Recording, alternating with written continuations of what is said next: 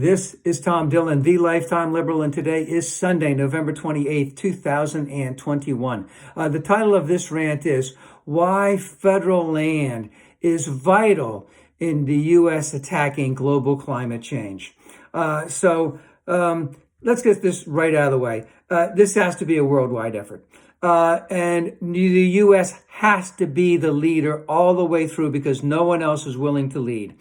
And of course, the biggest thing is the GOP must be called out every single time that they don't believe that global climate change is real as being un-American. And I would say even saying you are a traitor to this country. That has to be acknowledged right away. But recently, the Interior Department, and of course, federal land is run by the Interior Department, Bureau of Land Management. I think that's part of Interior Forest Service too, basically indicating that the federal oil and gas leasing rates that we charge to those companies are completely outdated, and they've been outdated for centuries because they have been underpaying the federal government to lease these lands, and that it needs to go up considerably. That the amount that they pay to lease these lands needs to go up. And number two, that there needs to be a dramatic increase in the bond companies that secure the funding for those oil and gas companies, because they are the ones that have to have that amount of money that are set aside for cleanup. Because also oil and gas companies have been notorious for basically skipping town and not cleaning up after themselves.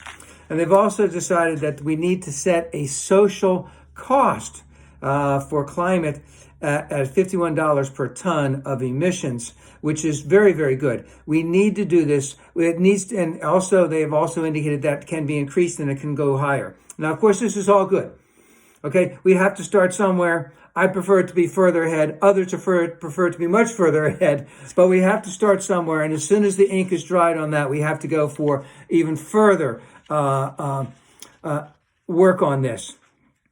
But we have to continue to push for more. We need to continue. Now, with the Build Back Better plan, again, there's a lot of good stuff in there. $27 billion within the Build Back Better is going towards forestation, et cetera. 50% of that approximately is going to help us with wildfires. And we've already know how we can attack this in so many different ways. We already know that there is approximately 127 million acres just within the United States where we can reforest what we would call former forest land.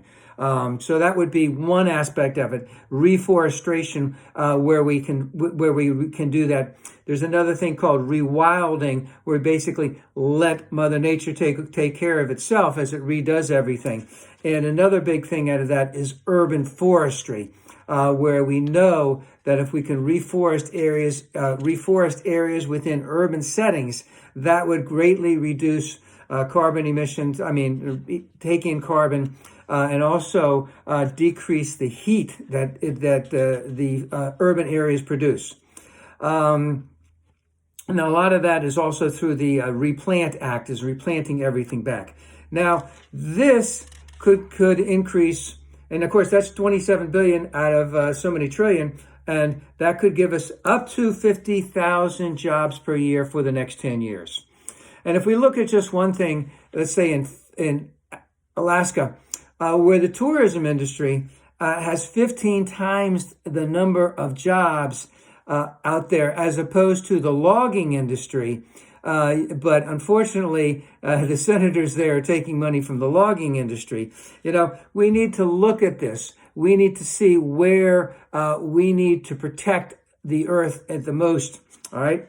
And let's just say all of that is a good start. A lot more has to be done. We have to give kudos to Joe and everyone else. We must pack the Build Back Better. We must go with the Interior Department on all of these things that the oil and gas company have been scrounging us on for the last century and a half approximately. They need to step up and pay for this, and they need to see the cost that it's really going to cost them. We must do this, and we must continue to move forward.